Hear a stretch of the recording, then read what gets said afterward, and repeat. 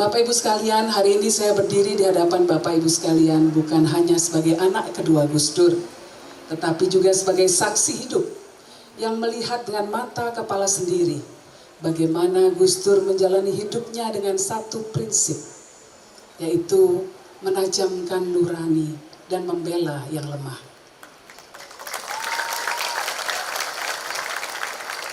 Banyak dari kita yang mengenang Gus Dur sebagai sosok yang tidak bisa melihat secara fisik, tetapi nuraninya begitu tajam.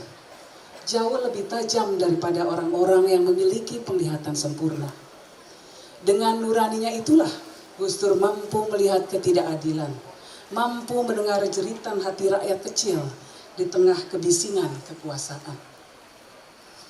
Salah satu warisan penting Gus Dur yang ingin saya sampaikan adalah keberaniannya menggunakan kekuasaan untuk melayani masyarakat, bukan untuk melayani dirinya sendiri.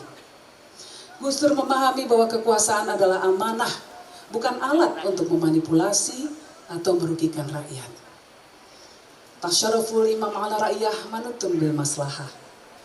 Inilah dalil yang kerap dikutip Gus Dur sebagai pegangan beliau. Kebijakan pemerintah atas rakyatnya harus didasarkan kepada kemaslahatan yang ada di tengah masyarakat. Sebagai presiden, Gus Dur menaikkan gaji seluruh pegawai negeri karena ia tahu rakyat kecil hidupnya susah.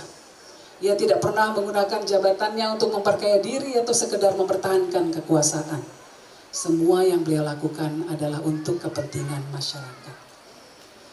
Hadirin sekalian, inilah yang seharusnya menjadi pelajaran bagi kita semua, terutama bagi para pemimpin kita hari ini. Saat ini kita menghadapi tantangan yang begitu besar. Rakyat hidup dalam kesulitan, harga kebutuhan pokok melonjak, daya beli menurun, kelas menengah turun kelas, bahkan berkurang jumlahnya sebanyak 9 juta orang. Para ekonom menganalisa bahwa konsumsi domestik adalah penopang terbesar laju ekonomi Indonesia. Tetapi justru saat ini ada rencana pemerintah untuk menaikkan pajak pertambahan nilai menjadi 12%. Apakah ini bijak? Mari kita lihat negara lain. Singapura justru memberikan bantuan tunai kepada rakyatnya. Vietnam menurunkan pajaknya dan justru memperkecil jumlah pejabatnya. Namun Indonesia justru mengambil langkah sebaliknya. Jika Gus Dur masih ada, saya yakin beliau akan berdiri bersama rakyat kecil dan mengatakan, hentikan rencana ini. Prioritaskan kesejahteraan rakyat, bukan hanya angka-angka di atas kertas. Turunkan angka korupsi, bukan malah rakyat yang harus dibebani.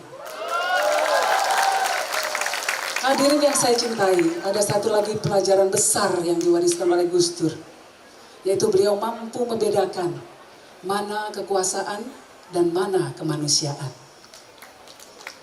Ya ayyuhalladzina amanu kunu qawwamina bil qisti syuhada'a lillah walau ala anfusikum awil walidaini wal aqrabin. Wahai orang-orang yang beriman, jadilah kamu penegak keadilan dan saksi karena Allah, walaupun kesaksian itu memberatkan dirimu sendiri, ibu bapakmu atau kerabatmu. Perintah ini ditujukan untuk semua orang yang beriman, bukan hanya kaum muslimin.